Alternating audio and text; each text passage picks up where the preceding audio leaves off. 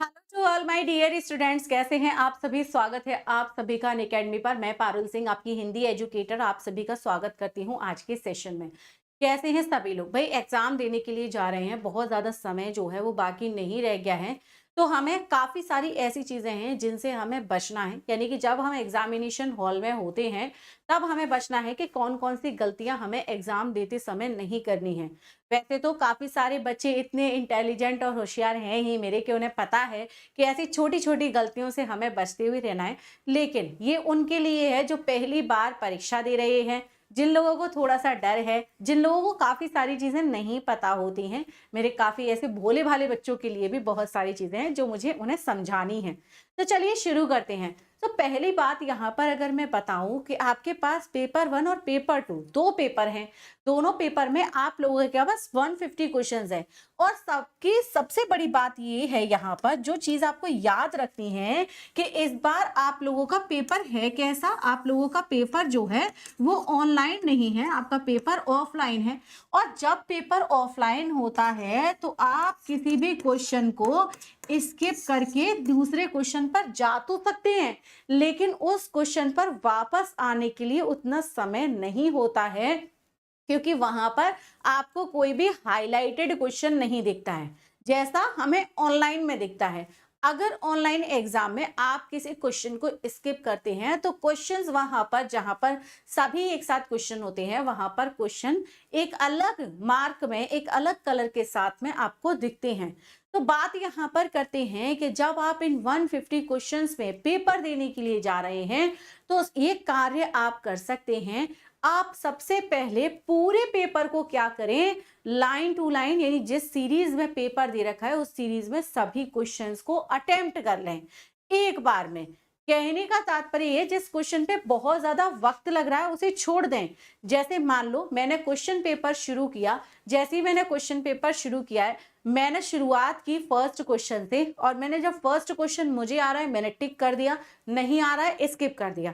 Second question आया, टिक किया, नहीं आया, स्किप किया। तो जो क्वेश्चन पे आप बिल्कुल श्योर हैं ही नहीं, 50% भी अगर श्योर नहीं है, उस क्वेश्चन को तुरंत छोड़ के आगे बढ़ते चलें। ऐसा आप क्या कर सकते हैं, ऐसे आप विद इन पेपर 2 के साथ तो ऐसा आप कर ही सकते हैं, आप आगे बढ़ सकते हैं। और जो क्वेश्चंस आपके छूट गए हैं उन्हें आप फिर दोबारा से टाइम जो है वो दे सकते हैं। ये चीज यहाँ पर याद रखनी है, लास्ट में समय भी बचाते हुए चलना है। क्यों? क्योंकि जो क्वेश्चन छोड़े हुए हैं उन क्वेश्चन पे समय देना है। साथ ही साथ जो क्वेश्चन आप ये भी कर सकते हैं कि शुरुआती तौर पर किसी भी क्वेश्चन को स्किप ना करें और एक साथ सभी क्वेश्चन को सॉल्व करते हुए आप लोग चल सकते हैं। और जिन क्वेश्चन के लिए श्योर हैं उनको ओएमआर में गोले भी भर सकते हैं। अगले क्वेश्चन की यहाँ पर बात करते हैं। अगला पॉइंट है क्वेश्चन अटेम्प्ट। क्योंकि आपके पास 150 क्वेश्चन है, कोई नेगेटिव मार्किंग नहीं है, तो परीक्षा में सभी क्वेश्चंस को अटेम्प्ट करके आना है, एक भी क्वेश्चन छोड़ना नहीं है। अगर आपसे कोई भी क्वेश्चन गलत हो जाता है या आपने गलत सर्कल फिल कर दिया है, बाय चांस गलती से भी फिल हो ही जाता है, क्योंकि आपको पता है कि आप ऑप्शन चेंज नहीं कर सकते, लेकिन बाद में आपको ध्यान आया अरे यार ये क्वेश्चन का आंसर तो ये था, मैंने गलत लगा दिया, तो आप वहां पर जिस क्वेश्चन को अटेम्प्ट कर चुके हैं अब उसको इरेज करने की कोशिश ना करें। किसी भी रबड़ का उपयोग आपको नहीं करना है ओएमआर शीट के अंदर, जो कि सही नहीं होता है। क्वेश्चन वैसे भी गलत है, क्वेश्चन वैसे भी काउंट नहीं होगा अगर आप उसे मिटाने का प्रयास करेंगे तो। अगली बात पे आते हैं। यहाँ पर अगला पॉइंट है जो कि जानने वाली बात है। यहाँ पर जो आपको परीक्षा देने के लिए जाना है, परीक्षा में मोटे पॉइंट के पेन को यूज करें, यानी ऐसा पेन परचेज करें मार्केट से जिसका पॉइंट कैसा हो, जिसका पॉइंट थिक हो। थिक पॉइंट से फायदा ये होता है, एक बार में आपने ऐसे किया, एक बार में सर्कल जो है वो फिल हो जाता है। बार बार आपको जो है सर्कल फिल नहीं करना है, बार बार आपको सर्कल के लिए पेन ओएमआर शीट पर नहीं घिसना है, ये टाइम टेकिंग हो जाता है। आपने एक पॉइंट रखा, एक पॉइंट या एक बार आपने केवल राउंड किया, गोल घुमाया और पेन से वहीं पर ड्रॉ हो गया, सर्कल वहीं पर फिल हो गया, वो समय को बचाएगा। हर एक छोटा कार्य आपके समय को बचाएगा परीक्षा के अंदर, याद रखेंगे। टाइम मैनेज करना है अभी से, टाइम मैनेज अभी से ऐसे करना है कि अभी से एक प्रैक्टिस पेपर वीकली लगाते रहें ओएमआर शीट पर। जो भी क्वेश्चन एग्जामिनेशन हॉल में लगे कि काफी बड़ा है, टफ लग रहा है, 5 मिनट से ज्यादा हो गया, 5 मिनट तो मैंने बहुत ज्यादा बोल दिया, 1-1.5 मिनट से ज्यादा क्वेश्चन पर हो गया है, फिर भी सॉल्व नहीं हो रहा है, नहीं याद आ रहा है, क्वेश्चन को तुरंत छोड़ दें।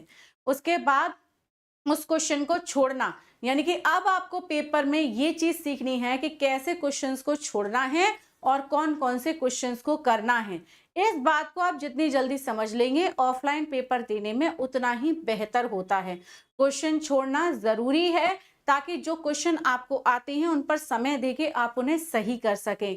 जो क्वेश्चन नहीं आ रहे हैं उन पे तो बाद में आप लोगों को कोई ना कोई ऑप्शन फिल करके आना ही है, क्योंकि नेगेटिव मार्किंग नहीं है, इसलिए 100% क्वेश्चंस क्या करने हैं, अटेम्प्ट करने हैं।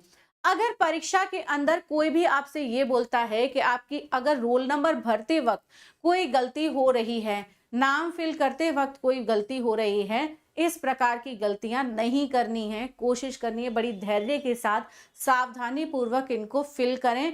इसके अलावा कोई क्वेश्चन गलत फिल कर दिया है, उस पे किसी भी प्रकार के व्हाइटनर का प्रयोग ना करें।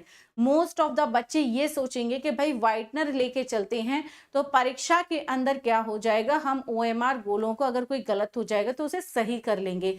जी बिल्कुल नहीं, क्वेश्चन एक बार में अटेम्प्ट करना है, सही अटेम्प्ट करना है। नहीं आ रहा है, अगर बाद में सोचा है तो गोले आप पहले अपनी बुकलेट के अंदर सही आंसर चूज करके सबसे लास्ट में 20 मिनट में 30 मिनट में जो है उसके बाद भी गोले जो है वो फिल कर सकते हैं, उसके बाद भी सर्कल फिल कर सकते हैं, लेकिन व्हाइटनर को अवॉइड करना है ताकि आपकी OMR शीट जो है वो कैंसिल ना हो।